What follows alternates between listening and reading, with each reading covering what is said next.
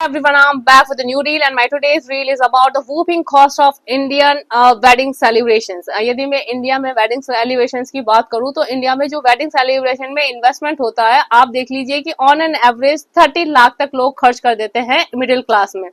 It's really very much influence with the demonstration effect, क्योंकि generally ये होता है वेडिंग सेलिब्रेशन में कि उसने अपनी लड़की की शादी ऐसे करी है तो हम उससे ज्यादा अच्छे करेंगे, या उसने अपने लड़के की शादी ऐसी करी है तो हम उससे ज्यादा एक स्टेप शादी आगे अच्छे करेंगे. ये कॉन्सेप्ट हमारे इंडिया में बहुत लोगों में मिलता है और आप देख लीजिए कि इसके चलते लोग बागों के ऊपर अननेसेसरी बर्डन पड़ता जा रहा है शादियों के खर्चे का. आजकल जो डेस्टिनेशन वेडिंग का जो कॉन्सेप्ट है, या जो डिफरेंट तरह से सेलिब्रेशंस का है, जैसे अलग अलग फंक्शंस हुए, प्री वेडिंग फंक्शन या पोस्ट वेडिंग फंक्शंस हुए, उसमें जो इस तरह से इन्वेस्टमेंट किया जाता है, आप देख लीजिए कि अननेसेसरी कितना पैसा शादियों में बर्बाद करा जाता है. और यदि इस पैसे को प्रॉपर किसी अच्छे वे में इन्वेस्टमेंट करके आप अपनी लाइफ को ज्यादा बेटर बना सकते हैं. बिकॉज जो लोग इन चीजों को प्रॉपरली समझते नहीं है, जस्ट बिकॉज ऑफ डिमोन्स्ट्रेशन, या लोगों को देख लिया कि अच्छा चलो उसने ऐसे शादी करी है, मुझे उससे बेटर करनी है, उसने 30 लाख लगाया, मैं 40 लाख लगाऊंगा. मतलब जो एक अजीब सा कॉम्पिटिशन है ना शादी को लेकर, that is really very bad in our society और that we have to work on that. आप देख लीजिए कि जो बिग फैट मैरिजेस है उनके कॉन्सेप्ट ही डिफरेंट है. उनके लिए जो डेस्टिनेशन वेडिंग है, उसके लिए जो वो वेन्यूज वगैरह देखते हैं, उसके लिए वो कितना कितना इन्वेस्ट कर देते हैं इन सब चीजों के लिए. But somehow that is okay for them because उनके पास इतना अमाउंट है और वो इस तरह से खर्च करते हैं. बट यदि मैं एक मिडिल क्लास की बात करती हूँ या ऑन एन एवरेज पीपल की बात करती हूँ, तो आप देख लीजिए कि हमारे कंट्री में 30% लोग ऐसे हैं जो शादी में अप्रोक्स 30 लाख तक इन्वेस्ट कर देते हैं, और 17% लोग ऐसे हैं जो शादियों में 50 लाख रुपीज तक खर्च कर देते हैं. और इस जो अब लोअर क्लास की हम बात नहीं करते, वो लोग इतना इन्वेस्ट नहीं करते, उनका कॉन्सेप्ट डिफरेंट है.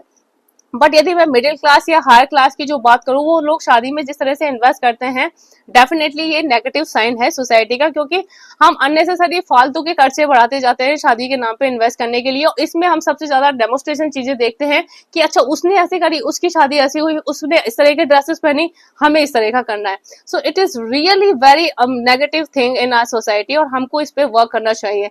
If I talk about destination wedding में, आप देख लीजिए जो वेन्यू को डिसाइड करने में कितना कितना लोग पैसा दे देते हैं, approx 6 to 7 lakh rupees invest कर देते हैं उस पर्टिकुलर वेन्यू के लिए for a day only. So you can understand at what level marriages are going. या फिर प्री वेडिंग या पोस्ट वेडिंग जो सेलिब्रेशंस होते हैं, उस पे लोग बाग कितना खर्च करते हैं. आप सोचिए कि वेडिंग जो ड्रेसेस हैं उनको बनवाने में लोग बाग कितना खर्च करने लग गए हैं.